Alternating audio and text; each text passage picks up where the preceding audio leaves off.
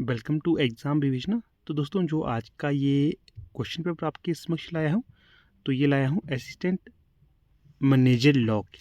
ठीक है, तो काफ़ी जो हिंदी सेक्शन की बात कर रहा हूँ, हिंदी ग्रामर की, काफ़ी हार्ड स्तर का ये प्रश्न पत्र था। ठीक है, इसके लिए इसे इसलिए लाया हूँ ताकि देखिए जो आपकी आगे परीक्षा होगी, चाहे पीएचडी की होगी या फिर कोई अन्य होगी, जहाँ पर भी आपको हिंदी साहित्य हिंदी ग्रामर पूछा जाएगा, वहाँ पर ये काफ़ी महत्वपूर्ण आपके लिए वीडियो होगी। इसलिए शुरू से लेकर अंत तक ध्यानपूर्वक इसे देखिएगा।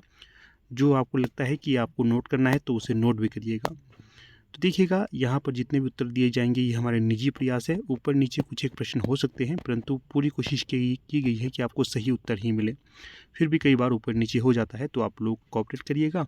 किसी प्रश्न पर लगता है कि आपको ये उत्तर होना चाहिए तो आप बता सकते हो, परंतु जब तक आपको पूरा पता ना हो तब तक ना बताएं। अगर पता हो तो अवश्य बताएं, ठीक है, जिससे बच्चे भ्रमित ना हो।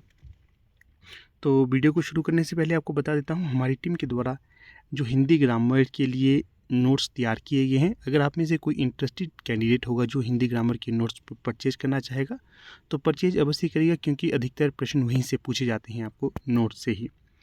चलिए पहला प्रश्न देख लेते हैं। पहले प्रश्न में क्या पूछा गया था आपसे? तो पहले प्रश्न में पूछा गया था, सभापति शब्द का स्त्रीलिंग रूप होता है। जो सभापति शब्द के लिए स्त्रीलिंग रूप वैसे तो प्रयोग में नहीं लाया जाता, जो HPPSC है इनके द्वारा कहा गया है कि सभापति के लिए क्या प्रयोग लाया जाना चाहिए। क्योंकि जब भी कहीं पर आपने देखा होगा तो सभापति ही कहा जाता है, परंतु फिर भी जो बोर्ड ने पूछा है तो उसका उत्तर तो हमें देना ही होगा। तो इस आधार पर मुझे लगता है कि जो सभापति का जो सही होना चाहिए तो वो होना चाहिए सभानेत्री। ठीक है, परंतु जब तक ऑफिशियल आंसर की नहीं आती तब तक इसको हम पेंडिंग रखेंगे, या फिर जिसने सी किया है तो संभावना उसकी ये रहेगी कि सही ये हो जाए। ठीक है, तो इसका ध्यान रखना है। अगला प्रश्न देखिए 32, तुम कॉलेज कब जाओगे? रेखांकित पद सर्वनाम का प्रकार है। तो यहाँ पर सर्वनाम से प्रश्न पूछा गया था। तुम कॉलेज कब कब जाओगे, तो रेखांकित है यहाँ पर कब। प्रश्न को जब भी पढ़ते हो आप ध्यान से पढ़ना है। कई बार बच्चों को पता ही नहीं चलता है कि रेखांकित, वो ध्यान ही नहीं देते हैं, तो ध्यान से प्रश्न पढ़ना है। यहाँ पर पूछा गया तुम कॉलेज कब जाओगे, तो कब में रेखांकित किया गया है, तो ये बताना है सर्वनाम का ये कौन सा प्रकार है। तो ये प्रश्नवाचक प्रकार होगा। कैसा है? प्रश्नवाचक। यहाँ पर आपको थोड़ी सी व्याख्या भी दे देता हूँ इसकी, देखिएगा प्रश्नवाचक कैसे होते हैं। यहाँ पर देखिए प्रश्नवाचक सर्वनाम के उदाहरण है, कौन, किसका, क्या, किसने, कैसे, कब, क्यों, कहाँ, किस लिए आदि। ये सारे जो प्रश्नवाचक हैं ये प्रश्नवाचक सर्वनाम के उदाहरण हैं, याद रखने हैं आपको ये। प्रश्न देखिएगा यहाँ पर 33, इसमें क्या पूछा गया है, क्रोधाग्नि शब्द किस समास का उदाहरण है। तो 4 विकल्प आपके समक्ष दिए गए थे, जो इनमें सही होगा तो वो कौन सा होगा? विकल्प डी।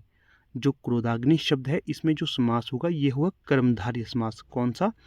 कर्मधारय समास। 33 का सही विकल्प यहाँ पर डी होगा। इसकी भी थोड़ी सी व्याख्या आप लोगों को दे देता हूँ। तो आप लोगों की डाउट होगी कर्मधारय समास कैसा होता है। देखिएगा, जिस समास में विशेष्य और विशेषण का मेल होता है, जिस समास में विशेष्य और विशेषण का मेल होता है उसे कर्मधारय समास कहते हैं। जैसे नीलकमल, महापुरुष, चरण कमल, महाजन। ये उदाहरण देखिएगा, आप भविष्य में पूछे जा सकते हैं कि नीलकमल, महापुरुष, चरण कमल और महाजन ये किसके उदाहरण हैं? कर्मधारय समास के उदाहरण हैं। क्या होता है कर्मधारय समास? जिस समास में विशेष्य और विशेषण का मेल होता है उसे कर्मधारय समास कहा जाता है। फिर अगले प्रश्न को देखिएगा यहाँ पर 34, जिस वाक्य में एकाधिक क्रियाएं परस्पर निर्भर होती हैं उसे कहते हैं। जिस वाक्य में एकाधिक क्रियाएं परस्पर निर्भर होती हैं उसे क्या कहते हैं? उसे कहा जाता है संदेहवाचक। कैसे? क्योंकि संदेह होता है, फिर एक क्रिया दूसरी क्रिया पर निर्भर होती है। उदाहरण देखिएगा, अगर वर्षा होती तो फसल अच्छी होती, अगर वर्षा होती तो फसल अच्छी होती। एक क्रिया दूसरी क्रिया पर निर्भर कर रही है ना, तो ये संदेहवाचक होगा यहाँ पर क्रिया। तो इसलिए जो विकल्प बी है यहाँ पर सही होगा। इसके भी थोड़ी सी आपको उदाहरण दे देता हूँ मैं। यहाँ पर देखिए संकेत वाक्य, ये कैसे वाक्य होते हैं? संकेत, तो संकेत से क्या हो रहा है, जिन वाक्यों में एक बात या काम का होना दूसरी बात या काम के होने पर निर्भर करता है, उन्हें संकेतवाचक वाक्य कहते हैं। उदाहरण के लिए, यदि परिश्रम किया होता तो सफलता अवश्य मिलेगी, यदि वर्षा होगी तो फसल अच्छी होगी। तो ये थे आपके उदाहरण। तो यहाँ पर जो देखिए संकेतवाचक जो विकल्प सी है ये सही होगा। पहले शायद मैंने संदेहवाचक, संदेह नहीं, संकेतवाचक विकल्प सी होगा 34 का, सी सही विकल्प। इच्छावाचक का पता है आपको, जिसमें इच्छा वर्णित होती है। विधानवाचक जो सिंपल सा होता है, मोहन स्कूल जा रहा है। संकेतवाचक पता चल गया संदेह, संदेह जिसमें आपको कोई संदेह हो उसे संदेहवाचक कहा जाता है। अगला देखिएगा 35, जो भी होता है वह ईश्वर के द्वारा किया जाता है। इस वाक्य में किस वाच्य का प्रयोग किया हुआ है? ठीक है, इसमें मुझे थोड़ी सी डाउट है, परंतु मैं जाऊंगा विकल्प सी की तरफ, भाववाच्य की तरफ। ठीक है, काफ़ी डीप प्रश्न था ये, परंतु कई बार मुझे लगता है कर्मवाच्य भी हो सकता है, परंतु जिसने सी किया है, बी या सी जिसने किया है, उनके यहाँ पर सही होने की संभावना है। तो आप इसका देख सकते हो, अगर आपको कन्फर्म उत्तर आता है तो आप 35 का अवश्य बताइएगा। फिर अगला प्रश्न क्या है यहाँ पर 36, निम्नलिखित में से कौन सा शब्द चांदनी का पर्यायवाची नहीं है? देखिएगा, कौमुदी, ज्योत्सना, चंद्रिका, ये तीनों तो चांदनी के पर्यायवाची हैं, परंतु जो भास्करा है ये नहीं होगा। देखिएगा, ज्योत्सना पूछा जाता है कई बार परीक्षा में, कैसे लिखा जाता है? तो ज्योत्सना का ये रूप बिल्कुल शुद्ध होगा, ये ज्योत्सना का रूप बिल्कुल शुद्ध है, ध्यान रखना है। कौमुदी का भी याद रखिएगा, चंद्रिका तो आपको पता ही होगा, परंतु जो विकल्प सी है ये सही नहीं होगा। यहाँ पर चांदनी का पर्यायवाची भास्करा नहीं होगा। ठीक है, थोड़ी सी देखिए, यहाँ पर भी आपको व्याख्या दे देता हूँ।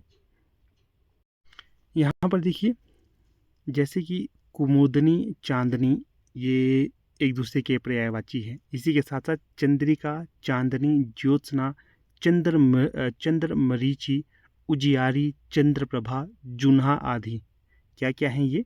चंद्रिका, चांदनी, ज्योत्सना, चंद्रमरीचि, उजियारी, चंद्रप्रभा, जुन्हा आदि हैं ये आपके चांदनी या चंद्रिका के पर्यायवाची शब्द। याद रखने हैं, डायरेक्ट इनडायरेक्ट परीक्षा में पूछे जाएंगे आपको ये, तब आपको ये इसके महत्व को पता चले। फिर देखिए इसके पश्चात प्रश्न संख्या 37, अचानक पतंग कट कर नीचे गिर गई, रेखांकित क्रिया का प्रकार है। ये कैसा क्रिया का प्रकार है? अचानक पतंग कट कर नीचे गिर गई, तो यहाँ पर कैसी क्रिया होगी? पूर्वकालिक। ठीक है, जो पूर्वकालिक क्रिया है, कट कर नीचे गिर गई ना, कट पहले ही घटित हो गई, कट कर नीचे गिर गई, इसलिए 37 का सही होगा यहाँ पर विकल्प भी, पूर्वकालिक क्रिया होगा यहाँ। थोड़ी सी व्याख्या इसकी भी आपको दे देता हूँ, आपके मन में शंका होगी पूर्वकालिक क्रिया क्या होती है? तो पूर्वकालिक क्रिया का अर्थ होता है पहले से हुआ। जब कर्ता एक कार्य को समाप्त करके तुरंत दूसरे काम में लग जाता है तो क्रिया पहले से ही समाप्त हो जाती है, उसे कहते हैं पूर्वकालिक क्रिया। ठीक है, तो कट कर नीचे गिर गई तो पूर्वकालिक क्रिया थी ये।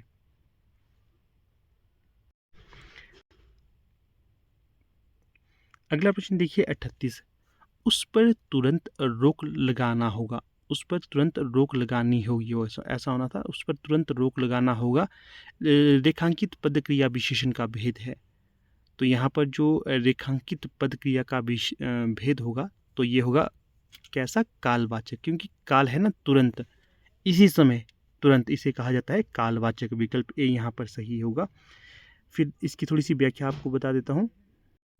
देखिएगा, व्याख्या है, जिस क्रिया विशेषण से क्रिया के होने के समय का पता चलता है उसे कालवाचक क्रिया विशेषण कहते हैं। जैसे अब, तब, जब, कब, परसों, कल, पहले, पीछे, अभी, तक, अभी भी, अभी अभी, बार बार, ये जो कालवाचक है। ठीक है, ध्यान रखना है। फिर अगला देखिएगा, अगला प्रश्न क्या है यहाँ पर 39, मुट्ठी गर्म करना मुहावरे का अर्थ होता है। तो मुट्ठी गर्म करने मुहावरे का क्या अर्थ होगा? रिश्वत देना। क्या? रिश्वत देना। तो विकल्प 39 का सी हो जाएगा सही, 39 का सी। अगले प्रश्न को देखिएगा 40, राजनीति के चंदन वन में सांप विषैले पनप रहे हैं, इन पंक्तियों में प्रयुक्त अलंकार है। देखिएगा, अगर सीधा सीधा पंक्तियों को देखते क्या है, राजनीति के चंदन वन में सांप विषैले पनप रहे हैं, तो यहाँ पर तो सीधा सीधा था रूपक अलंकार, इन्होंने रूपक अलंकार तो विकल्प में दिया ही नहीं है। ठीक है, तो क्या कहें? तो मुझे लगता है सी को ये सही मान सकते हैं। बाकी आप इस पर क्लेम भी कर सकते हो क्योंकि रूपक अलंकार सीधे सीधे दिख रहा है। अगर आप इसको अपनी बुक्स में ढूंढोगे ना तो वहाँ पर आपको रूपक अलंकार मिलेगा। उपमा तो यहाँ पर ए बी बी और डी तो नहीं लग रहे हैं, ए बी डी, परंतु अगर मानना चाहें तो ये उपमा को मान सकते हैं 40 का सी। ठीक है, तो 40 का सी होगा। थोड़ा सा यहाँ पर आपको कुछ और चीज़ें दिखा देता हूँ। देखिएगा, उपमा अलंकार क्या होता है। मुख चंद्रमा के समान सुंदर है, यहाँ अधिक गुणवत्या संभावित चंद्रमा उपमान और न्यून गुणवत्या संभावित मुख उपमेय है। सौंदर्य या मनोज्ञत्व उन दोनों का समान धर्म है। यथा एव आदि शब्द उपमा के वाचक शब्द होते हैं। उपमान तथा उपमेय के समान धर्म के संबंध का वर्णन ही उपमा अलंकार कहलाता है। ठीक है, ये होता है उपमा अलंकार। इसका ध्यान रखना है आपने परीक्षा में। देखिएगा दोस्तों, कुछ इस प्रकार से आज का ही हमारा लेक्चर था। आप अवश्य बताइएगा कि आपको ये लेक्चर कैसा लगा। बाकी देखिए, जो हिंदी ग्रामर के नोट्स इत्यादि लेने के लिए आप संपर्क कर सकते हो। हमारा व्हाट्सएप नंबर आपको डिस्क्रिप्शन बॉक्स में मिल जाएगा। बाकी अगर आप LT टेट LT कमीशन की तैयारी कर रहे हैं तो आप हमारे साथ जुड़ सकते हैं। आपको ऑनलाइन नोट्स मिल जाएंगे और LT कमीशन के लिए हमारे बैच भी चला हुआ है। कोई इंटरेस्टेड कैंडिडेट होगा तो संपर्क कर सकता है। और व्हाट्सएप इत्यादि के साथ अगर अभी तक आप नहीं जुड़े हैं तो PDF इत्यादि पाने के लिए आप व्हाट्सएप ग्रुप के साथ भी जुड़ सकते हो। उनके लिंक भी आपको डिस्क्रिप्शन बॉक्स में दे दिए गए हैं। धन्यवाद।